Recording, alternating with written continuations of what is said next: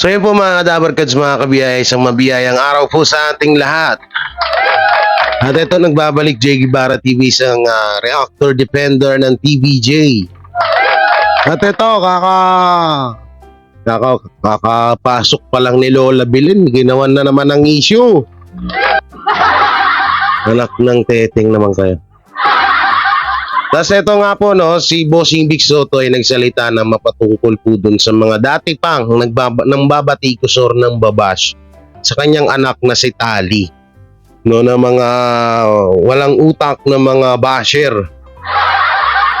So syempre, bago natin ito simulan, huwag niyo pong kalimutan na mag-like, share, comment, and subscribe sa ating YouTube channel at pakipindot na lang din po yung bell button para lagi kayo updated sa ating mga video araw-araw.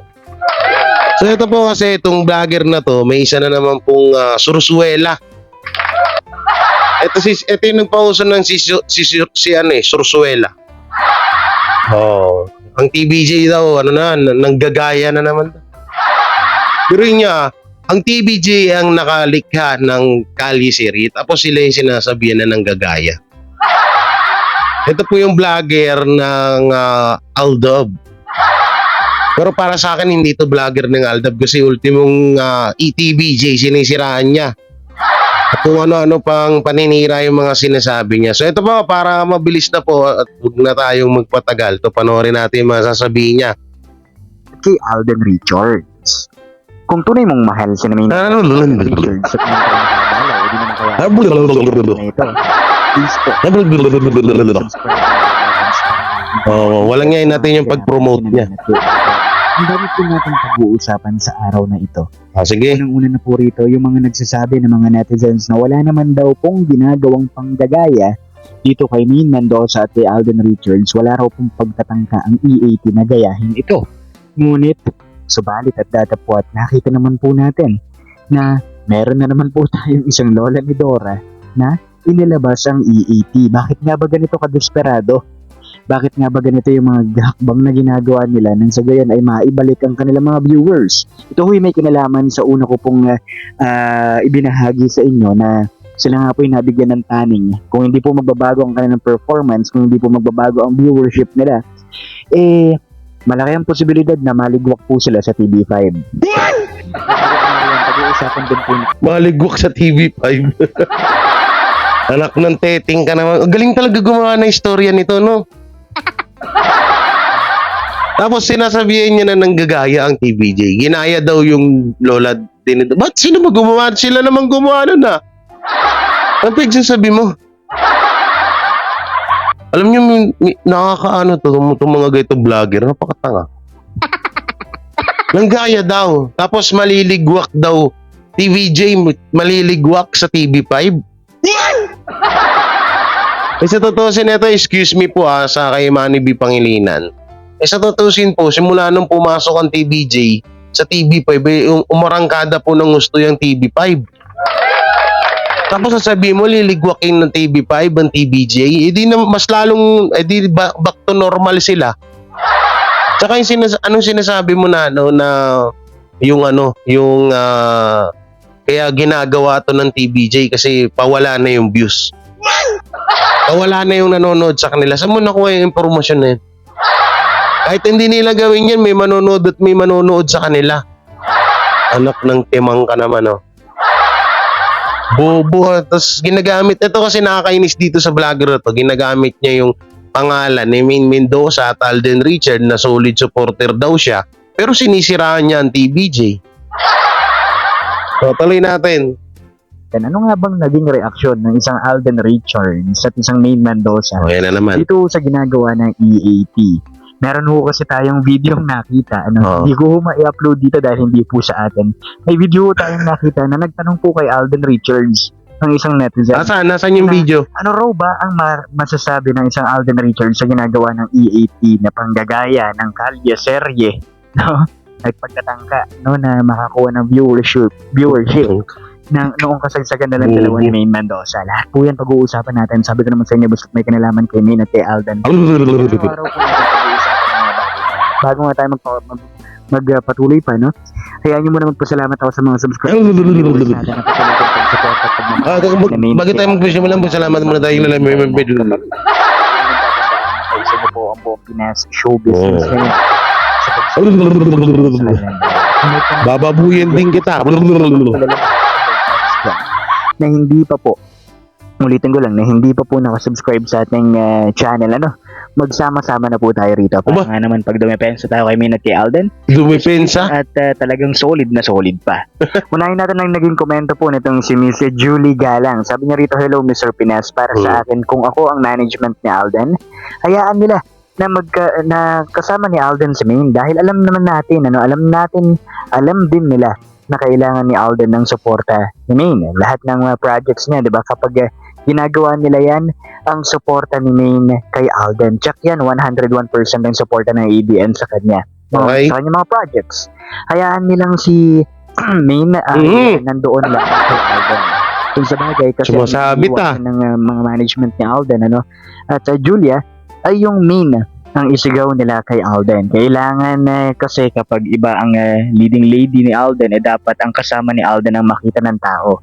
At ay ang kanyang leading lady, di ba? Na daw? At salamat Mr. Pinas, God bless you. Well, ganun po talaga. Tuwing meron hong movie ang isang Alden Richards at iba't iba po ang kanyang leading lady, talagang iba't iba rin po ang nangyayaring sitwasyon. Tulad nga lang po nung nagkaroon po sila ng mall tour, di ba? Ang daming sumisigaw, "Alden, nasan si Main?" Hanggang ngayon, kay Alden hinahanap si Main Mendoza. At ang ikalawa naman natin komentay mula naman po kay Miss Doris Latupan. Ang sabi niya rito, "Hello Mr. Pinas, nice to be back. Pinahirapan kasi ako ng heartburn na para akong sinasakal. Namiss ko tuloy yung mag-comment on your past updates. Well, kahit anong higpit pa ang pagbabantay nila kay Tisoy, di naman sila uubra sa private life. It's all about showbiz. Doon lang nila nahahawakan sa leeg ang hobby ni Mrs. Nika Mainday Fulkerson. Sana po magbilang anghel kayo, Miss Doris Latupan. Kasi nga, ang dami pong reports, ang dami pong nakakarating sa atin na talagang yung PA na ibinibigay po ng GMA dito kay Alden Richards ay para pong, alam niyo yung langaw.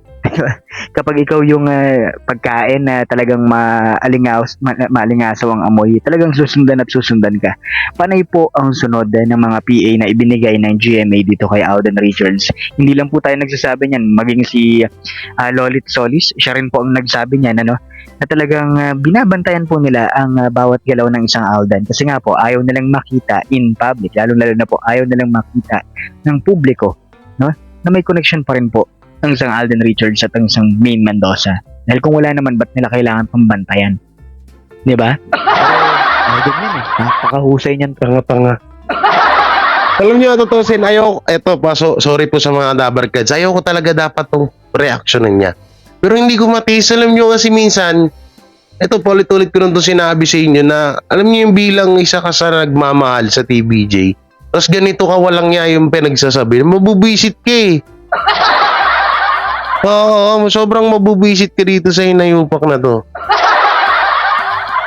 Tuloy pa natin. Makas, napakahusay niyan mag-ninja moves. Diba? Sa mundo ng showbiz, yun po yung kanyang na-master na. Nilang dalawa na Mengay. Diba? At bukod nga riyan, dagdag pa nga po ni Miss Doris Latupan. Paano kaya nila naiisip itong mga ganito? Di na bumalik sa E80 si Mengay para tantanan na siya ng mga mapag-inventong tao, especially panot sa lagad. Ano kayang mangyayari sa mga bayaran if that will happen? Ano kayang mangyayari? Walang yan nila asawa ni Ming. Eggs, matuluyan ng show nila. Well, yun din po nakikita ko, Miss Doris Latupan. Kung halimbawang matuloy ang isang Main Mendoza sa pag-alis sa E80 na permanently wala na po siya doon, permanently nabibilik na rin po. Alis daw. Saan magpupunta si Main? Saan mo nakukuha yung impormasyon mo? Alam, minsan ngayon naniniwala na ako sa mga alien. Ito, alien to eh. Oo, wiri mo, grabe no. Aalis si Main sa E80. Si Alden daw at si Main nagkikita pa. Tapos, yung mga naninira daw kay Alden, yung mga alagad daw ni Panot. Biruin mo, asawa ni Mengay yun, asawa ni Main Mendoza, sinasabihan niya ng Panot ni si Kong Atayde. Bobo. Ang kanilang show na E80. At para naman po sa ikatlo nating komento, ito naman po yung mula kay Miss Adelia Day. Sabi niya rito, talaga ba pinag-iipunan? What the F? Nag-iipon para maibalik si Main sa EAT. Para may pangsweldo? They don't need Main. Andyan si Atasha, may chemistry? Maybe. Sa height, kasi si Coco Pandak, ano? Takot yan sa no to solo concert, ano? Kung si Bea di umubra, siya pa. Main Alden lang talaga. Bulag-bulagan at bingi-bingihan. Kasi, di ba? Sa limpak na pera na pwede nilang maipasok, mahakot sa isang project man lang to prove. Maiba ko. What, Mikey? Mikey, guest sa boom na boom sa dating Eat Bulaga, makikita mo nga si Mikey talaga ang harot. Ang taba pa niya noon. Buti nga po inamin din ni Mikey na talagang hindi rin talaga siya pinansin ng isang Alden Richards. At least doon po, nakita natin kung sino talagang nag-iisa. Diba? Na talagang inamin ni Alden Richards sa madla. Sa buong showbiz industry. At walang iba po kundi yung babaeng yung nakikita ninyo sa picture.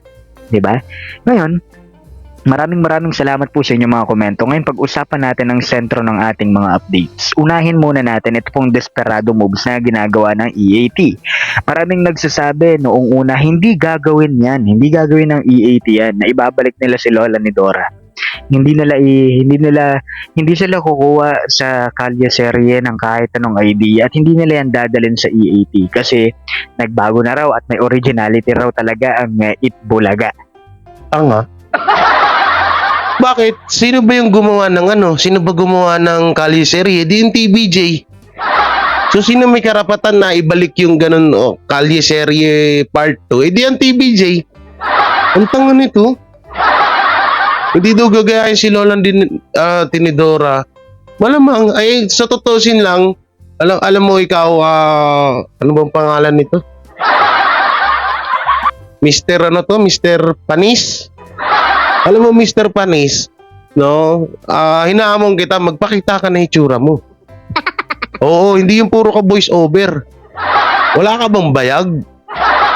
Totoo lang, pakita ka. Pakita ka para mas maganda. Alam nyo, yung kapag ito nananawagan ako kay Senator Rapi Tulfo kapag napatupad niya yung yung kapisanan ng mga vlogger sa Pilipinas. Ito yung unahin nyo, Senator Rapi Tulfo.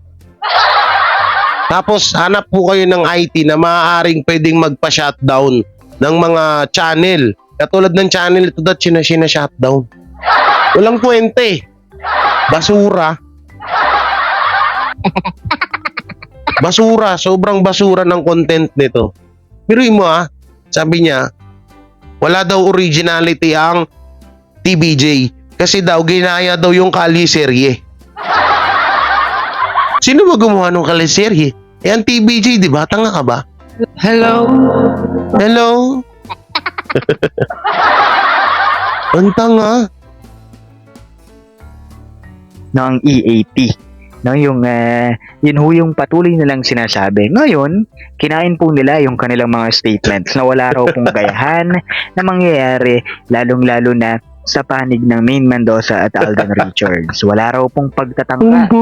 Ngayon, kung kayo po nanonood ng EAT, nakasubaybay po kayo doon at nakita nyo po doon si Lola ni Dora na pinalitan lamang ng pangalan at pinalitan lamang ng kulay ng buhok, hindi ko alam kung kayo po ay magbubulag-bulagan na lamang.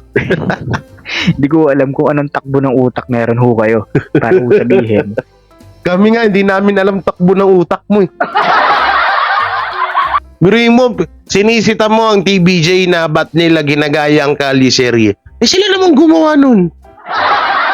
Anong problema dun? Diba? Ito kasi itong mga kupal na to. Mga kumag na to, mga hinayupak na mga vlogger na to ng Aldab na hindi naman ituturing na vlogger ng Aldab dahil hindi naman nila sinusuportahan or dinidepensahan si Main Mendoza, sa halip ay sinisiraan ho nila. At tingnan nyo, pag suporta, binabanata mo TBJ. Saan ba nanggaling ang TBJ? Saan ba nanggaling si Main Mendoza? Si Main Mendoza, di sa TBJ, di ba? Tapos binabanatan mo, winawalang niya mo ang TBJ. Paano ka may tuturing na vlogger ng TBJ? Anak ng teting ka. Ito pa malapit dyan. Diba? Sasabihan niya yung asawa ni Mengay na panot. Bibiri mo, wala silang respeto dun sa tao. Akala ko ba sinusuportahan niyo si Mengay? Ito, hamon ko sa'yo, Mr. Panis. Pakita ka ng mukha mo. Gusto mo, buwano naman pa tayo, basagin mo yung mukha mo eh. Nakakagigil kasi kung ano pinagsasabihin tong hayop na to. Na wala akong pagkatantang panggagayang gagawin. Well, ngayon po, nakikita nyo na kung bakit po ipinasok dyan yung Natasha. Diba? Kita mo? Wala Pati si Natasha. Wala tayong masamang tinapay kay Natasha, ano? Siya po ay nagtatrabaho lamang, pero ito ho ay napakalaking pambabastos dito po kay Alden at kay Maine. Dahil nga po, syempre, alam naman natin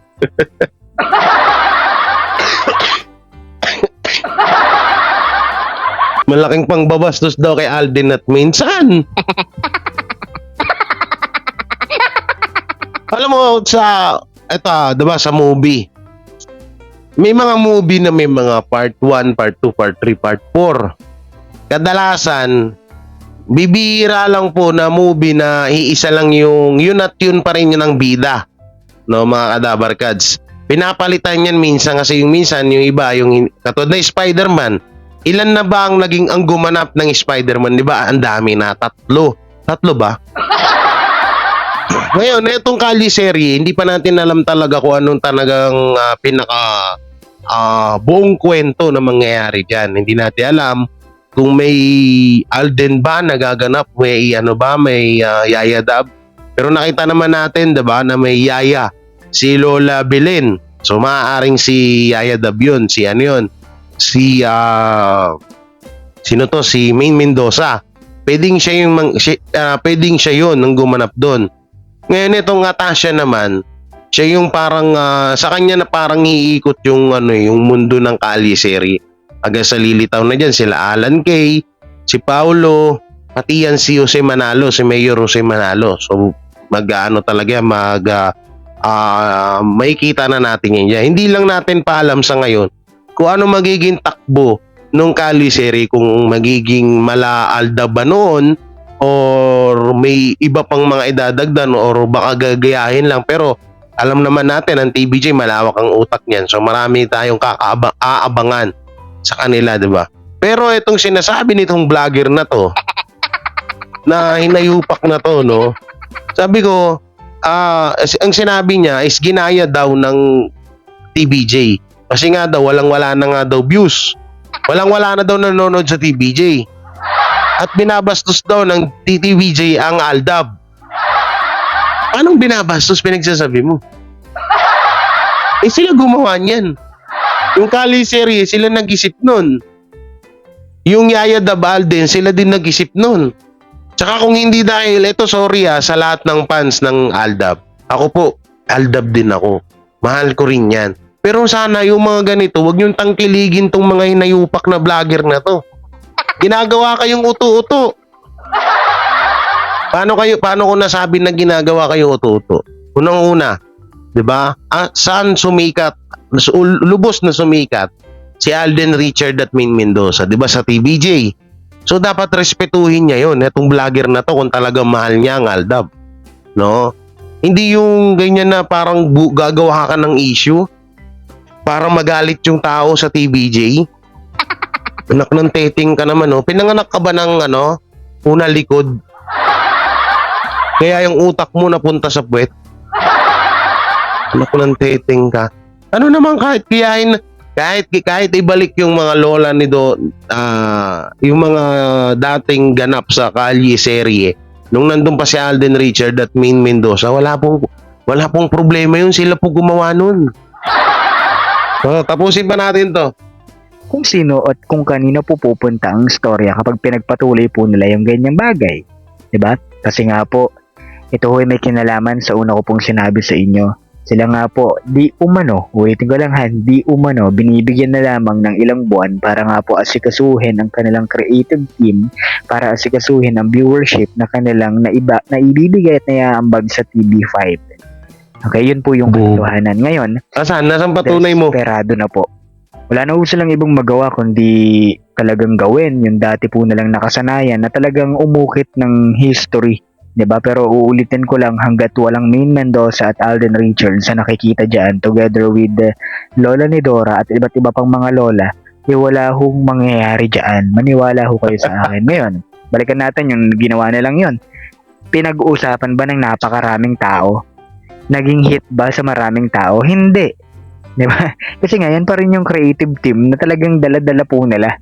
'Di ba? Hindi na natuto sa kanilang mga pinaggagawa. 'Di ba? At yun na nga, dahil nga diyan, meron hong mga molters ang isang Alden Richards. Sa pakinggan po natin, siguro kung makakapag-scroll po kayo sa Instagram, nasa Instagram po siya. Wala po siya sa Twitter. Sa Instagram po, kung makakapag-scroll kayo doon, may isang video po doon, nagtatanong po ang isang netizen, hindi siya netizen, pero fan, isang fan. Tatanong na, Alden, anong masasabi mo sa ginagawa nilang panggagaya sa EAT, sa kalye ninyo ni Maine Mendoza? Tumatawa po si Alden Richards, hayaan niyo po sila. Yun lang po yung sagot ni Alden Richards, hayaan niyo po sila. Well, Nasaan yung ebidensya mo? Kumpiyansa doon po sa mukha ng isang Alden Richards habang sinasabi niyo po yun. Kasi alam niya naman na hindi ito mag-work talaga. Hanggat wala ang magic formula. Bobo. Alam mo, napakatanga talaga nitong vlogger na to. Ba't kaya ang dami mga vlogger na na ganito umasta, ganito mag-isip, ganyan mag-isip, kung ano-ano yung pinaggagawang issue, kung ano-ano yung iniisip ng mga paray kasira sa TVJ. Hindi daw mag-work. Sinabi lang ni Alden na, sige, sabihin na natin na totoo yung sinabi ni Alden na hayaan nyo sila. Binigyan na agad ng sandamakmak na issue. Binigyan na agad ng sandamakmak na kahulugan. Sira ulo. Isipin nyo, sinabi lang ni Alden, hayaan nyo po sila. Totoo naman, hayaan nyo ang TVJ, sila ang gumawa ng kaliserye. Hindi naman ako, hindi naman si Alden, hindi naman si Maine Mendoza. Sila yung mga gumanap. Oo, nandun na tayo sa point na sila yung gumanap at sila din yung kinahiligan ng tao or natuwa yung mga tao sa kanila. Pero, hindi naman nila magagawa yun kung hindi dahil sa TVJ. Diba, isipin nyo mabuti yung mga kadabarkads. Ang katin ng pa ako. Katin ng pa ako eh. So yun, nayaan na natin yun. Dito na tayo mapunta sa issue ni Tali, na ito na nga, palagi kasing binabash to si Tali kada may na picture, binabash siya. Di natin alam bakit pati yung bata dinadamay. So dito mo makikita natin kung ano yung panayam oras nasabi ni Bossing Vic Soto sa ginagawang pambabash kay Tali. So ito po, panoorin natin. Ganda ng sounds Oo, ganda. Anong ganap sa mundo ng showbiz? Ewan ko sa'yo. Kaya nga ako nagre-reaction eh. Kaya nagpasagis ni Vic Soto ang mga basher at bumabastos sa anak nila ni Pauline Luna na si Tali. Ang importante naman ay higit na nakararami yung napapasaya ni Tali at napapasmile niya sa araw-araw sa tuwing magpo-post ang kanyang nanay. Yan ang deklara ni Bossing sa kapuso mo Jessica Soho. Hinahayaan na lang niya ang mga basher at ilan na hindi natutuwa kay Tali at iniintindi na lang niya ang mga ito na mukhang hindi happy sa buhay. Hindi ko na lang pinapansin yun. Pinagpapasa Diyos ko na lang yun.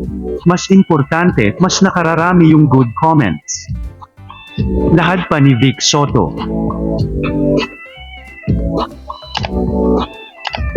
Tagal? Ano itong nakuha kong video? Yun na yun.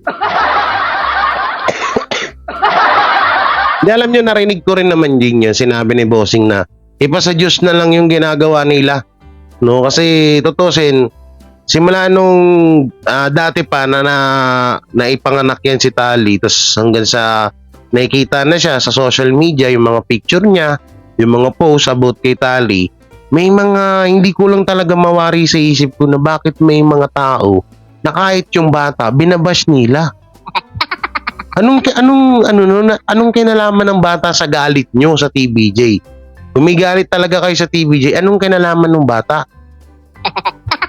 Minsan naisip ko, meron pa nga minsan nagsasabi na grabe yung panlalait kay Tali. Hindi daw anak ni Bossing Vic Soto. Ibang-iba daw mukha. Anak ng titing kayo, batang-bata niya yung binabash nyo?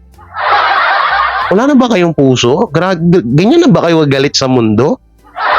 Kaya tama yung sinabi ni Bossing Vic Soto, ipasa Diyos na lang yung ipasa Diyos na lang yung mga taong nambabati ko sa anak niya, sa kanila. No? Pero ito, abangan nyo to ha. Kapag na yung kaso na yan, yung mga vlogger na patuloy na naninira sa Tito Vic and Joey, may paglalagyan kayo. Malapit na. Abang-abangan nyo lang, hindi kami nananakot dito, talagang gagawin nila yan. Kaya kayo, yan, yung mga katulad nito, yung mga nambabash kay Tali, nambabash sa TBJ na kung ano-ano pinagsasabi nyo, may araw din kayo. Akala nyo ba ganyan lang yan? Akala nyo ba, porket, sige, banatan natin ng banatan, malaki views. Gawa natin ng issue ang TBJ, malaki views. Akala nyo bandang huli may ano yan, hindi man ngayon, may mga araw na darating na sisingilin kayo sa mga pinaggagawa nyo. At minsan, hindi lang din yan mismo doon sa taong sinisiraan nyo. No, bigla na lang na magugulat na lang kayo. Bakit? Parang may nangyaring kamalasan sa buhay namin ngayong araw na to. Ayun na yung karma na tinatawag. Minsan na naiinis ako. Sabi ko, ba't pati bata dinadamay? Kung galit kayo sa TBJ, di magalit kayo. Murahin nyo sila ng murahin. Sige. Pero, wag nyo idadamay yung bata.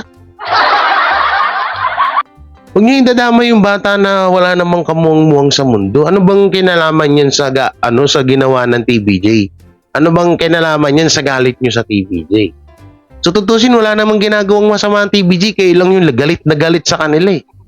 Na kahit wala naman silang talagang ginagawa sa inyo, wala naman talaga silang masamang ginawa, no? Na yung galit niyo dahil sa pagpatawag ng MTRCB Showtime, doon kayo galit na galit. But dapat, anong kinalaman ng TBJ doon?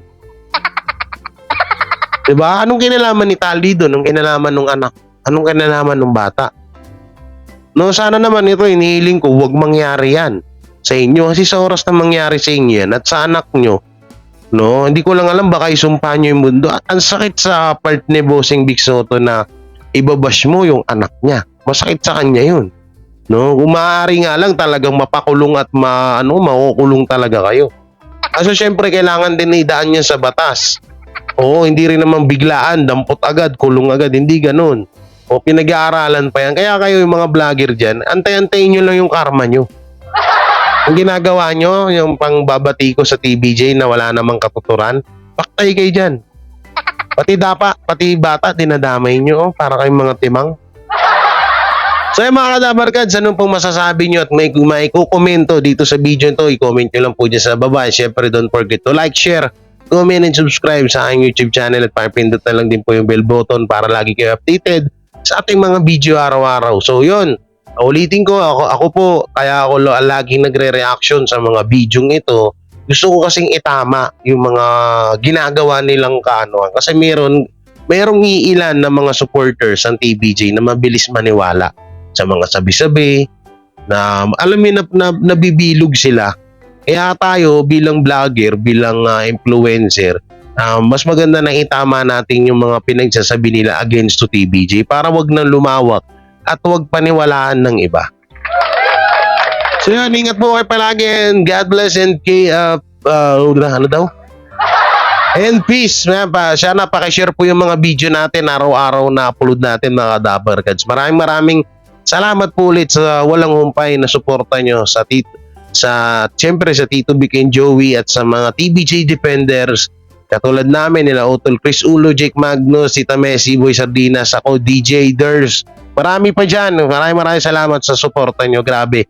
Alam nyo, sobrang ramdam na ramdam namin yung init na suporta na ibinibigay nyo sa amin. Kaya thank you po talaga. And iyon, ulitin ko, ingat po kayo palagi and God bless and peace.